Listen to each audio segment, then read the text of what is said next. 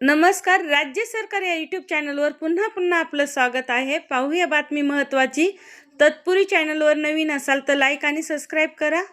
महाराष्ट्र राज्य अंगणवाडी कर्मचारी कृती समिती प्रति माननीय श्री देवेंद्र फडणवीस मुख्यमंत्री महाराष्ट्र राज्य मंत्रालय मुंबई प्रति माननीय श्री एकनाथ शिंदे उपमुख्यमंत्री महाराष्ट्र राज्य मंत्रालय मुंबई प्रति माननीय श्री अजितदादा पवार उपमुख्यमंत्री अर्थमंत्री महाराष्ट्र राज्य मंत्रालय मुंबई विषय प्रोत्साहन भत्ता सरसकट मानधन वर्ग करणे, FRS मधील अडचणी, पोषण ट्रॅक ॲप मधील अडचणी दूर करणे, दरमहा पेन्शन, ग्रॅज्युएटी इत्यादी मागण्या मंजूर करण्याबाबत आम्ही महाराष्ट्र राज्य अंगणवाडी कर्मचारी कृती समितीच्या वतीने खालीलप्रमाणे दिनांक 4/10/2024 रोजी राज्य शासनाने अंगणवाडी सेविका मदतनीस यांच्या मानधनात अनुक्रमे ₹3,000 व 2,000 ची वाढ आहे.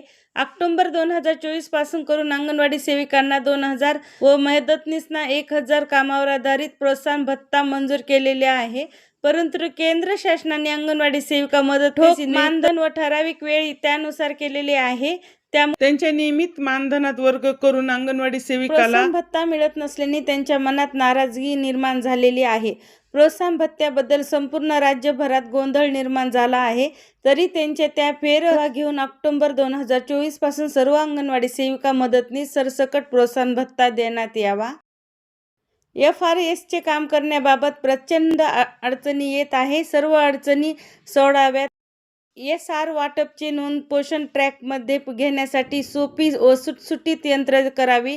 नेटवर्क आणि OTP न मिळाल्याने FRS काम होत नाही. यात त्याला अंगणवाडी सेविका जबाबदार धरू नये. मनात कपात करणे, नोटिसा देणे अशी ही कारवाई चालू आहे. त्यामुळे अंगणवाडी सेविका प्रचंड ताणाखाली आहेत. ताणमुक्त वातावरण काम करण्यासाठी आवश्यक ते व्यवस्था उपलब्ध करून द्यावी. शासनाने दिलेली मोबाईल फोन, सिम कार्ड व डेटा रिचार्ज मध्ये FRS चे काम होत नाही. त्यामुळे चांगल्या क्षमतेचे महाग मोबाईल फोन स्वतः अंगणवाडी सेविका विकत घेऊन त्यात स्वतःचे सिम कार्ड घालून स्वतःच्या खर्चाने असे करूनही त्यांच्या लाभार्थ्यांना मोबाईल फोन नसणे, आधार जोडणी नसणे किंवा OTP देण्याचा असमर्थ यादीत असल्यामुळे FRS होऊ न शकल्याने अंगणवाडी सेविकांना मानधनात कपात करण्याची आणि लाभार्थ्याचा आहार बंद करण्याची धमकी दिली जाते. लाभार्थ्याचा आहार बंद करणे हा अन्न सुरक्षेचा कायद्यांनी भंग असून त्याबाबत कुणी तक्रार केल्यास अंगणवाडी सेविकावर कारवाई होण्याची शक्यता नाकारता येत नाही. पोषण ट्रॅक ॲपची नवीन आवृत्ती दरमहा निघत आहे. त्यामुळे त्यात झालेले नवीन बदल अंगणवाडी सेविकांना समजण्यासाठी कठीण जात आहे.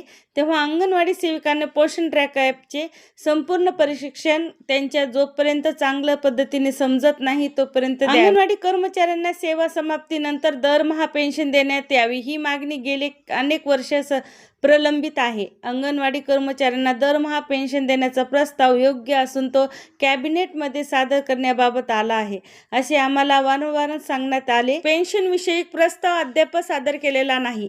वस्तुस्थिती आहे ही. तरी पेन्शन प्रस्ताव मंत्रिमंडळासमोर सादर करून पेन्शन GR त्वरित काढण्यात यावा. माननीय सर्वोच्च न्यायालयाने दिनांक 25/4/2022 रोजी अंगणवाडी कर्मचारी ग्रॅज्युएटी मिळणे पात्र आहेत असा निर्णय दिला आहे. परंतु महाराष्ट्र राज्यात त्यांची अंमलबजावणी अद्याप झालेली नाही.